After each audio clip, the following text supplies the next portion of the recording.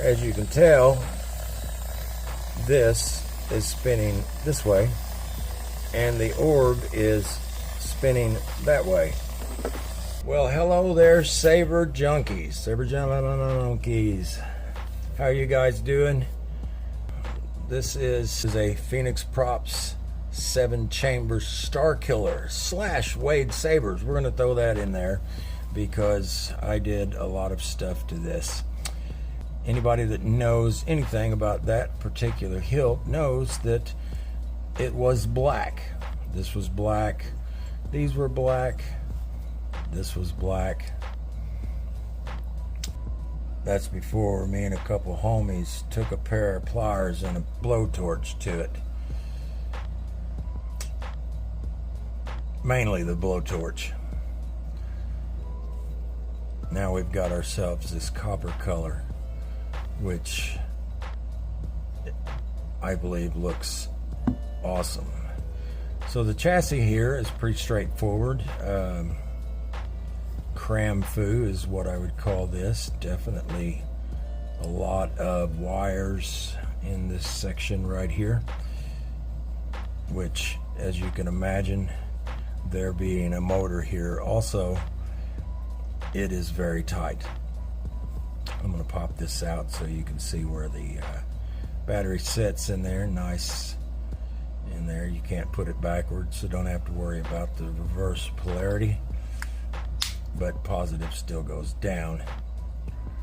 And we've got a tritium white V3.9 along with the 28mm bass speaker from the Saber Armory, and a stock V3 with a cover in there. I love using the covers. What else we got? We got a 18650 battery there with a Saberbay Battery wrap over top of it. We've got the crystal chamber that I designed. I did some heat bluing on this awesome part here. Very well made and holds that heat bluing really nice. So let's turn this dude on. I will decide what's best for my family. Yes, yes. So as you can see, we've got a lot of LEDs on here, and first we'll go through these. Inside of here is a 19 LED PCB made by Gary over at the Cantina. I think I only have one of these left, so I'm going to have to contact Gary and get some more of them. We have a crystal here with a orb above that, and then this crystal chamber that is unique, first of its kind. So you want to see what it does? Let's see what it does.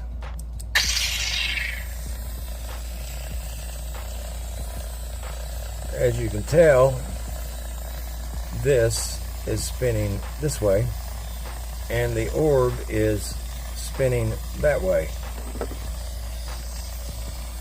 How exactly did I do that? That is a good question. I could explain it, but let's just go through a few fonts here. So this has an awesome sound to it. I lined up these slots here perfectly with the chassis so we get some nice shine through on that handle. Surrender. Got the volume turned down a little bit. Enter volume menu. Maximum volume. Volume menu end. And that right there sounds absolutely excellent.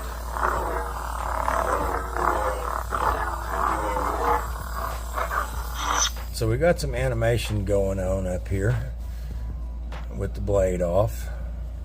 Animations going on here.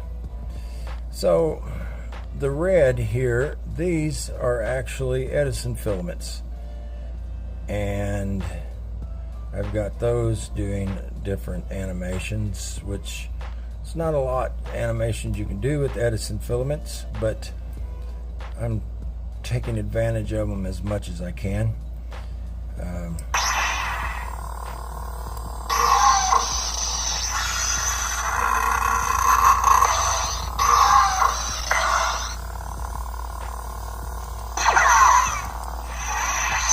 Let's see if I have to edit out this next one. You don't know what you're with. Light intruding now. This is an awesome.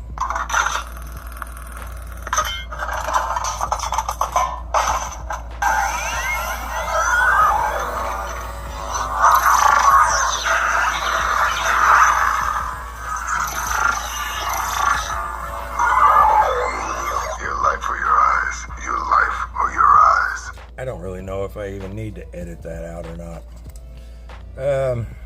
So this is a real simple blade insert. We've got this here that is the blade retention. Just slide it in there until you feel the pins go down. Tighten this dude up.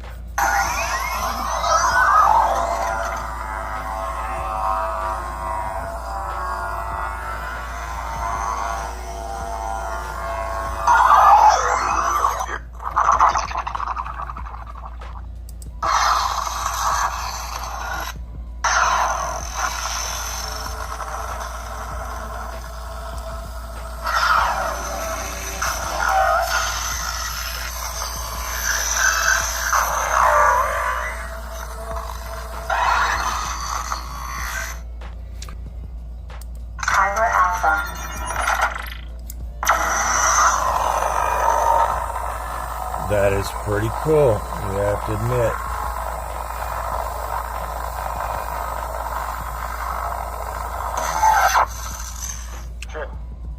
Jim.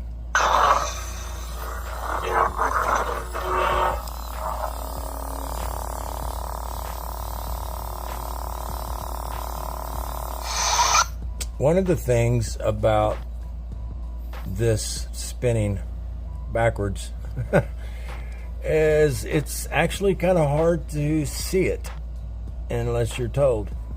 I mean, you really have to pay attention to it to see it. But I have been... I am Jordan Arnwood. I've been wanting to do this for quite some time. I actually had Gary over at the Cantina make me a special PCB that would allow this to happen in a totally different method.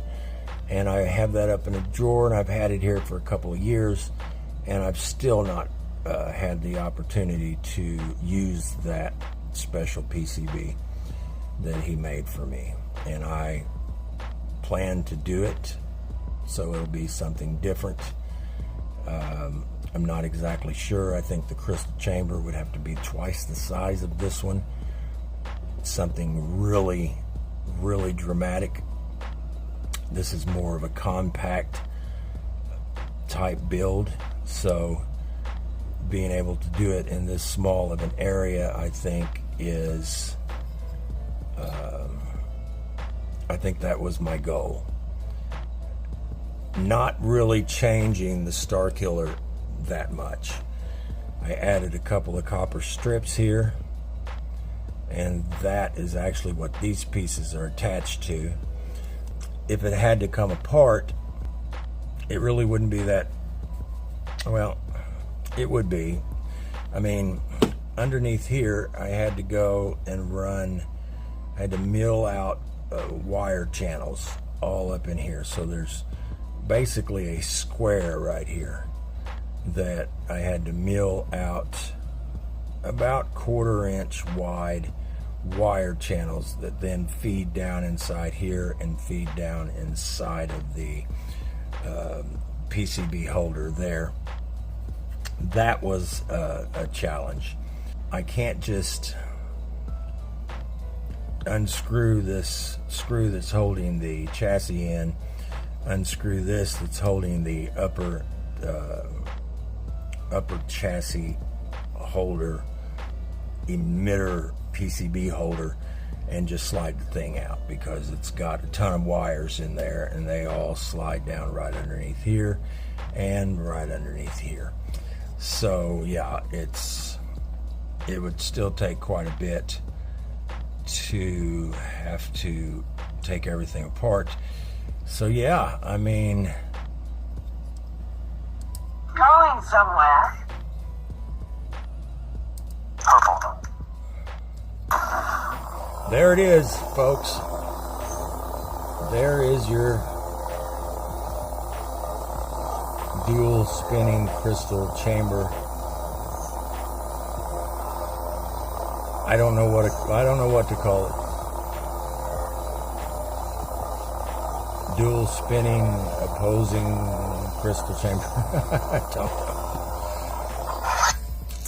But it's pretty damn cool, if you ask me.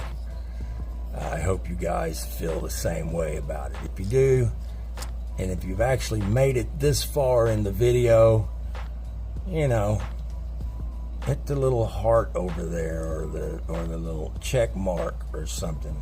Leave a comment. Tell me what you think. Tell me that the 100 hours that I spent on this wasn't wasted. Tell me that you appreciate, you know, something original. Just you know, just smother me with all kinds of happiness and praise. No, seriously, yeah, if you want to leave a comment, let me know what you think. Tell me how you think that this was done. I'd love to know what you think. How did I do that?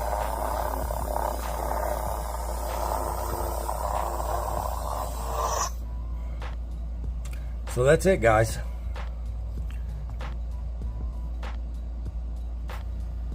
Let me know what you think in the comments, and I hope you guys have a great one, and I will see you on the next one.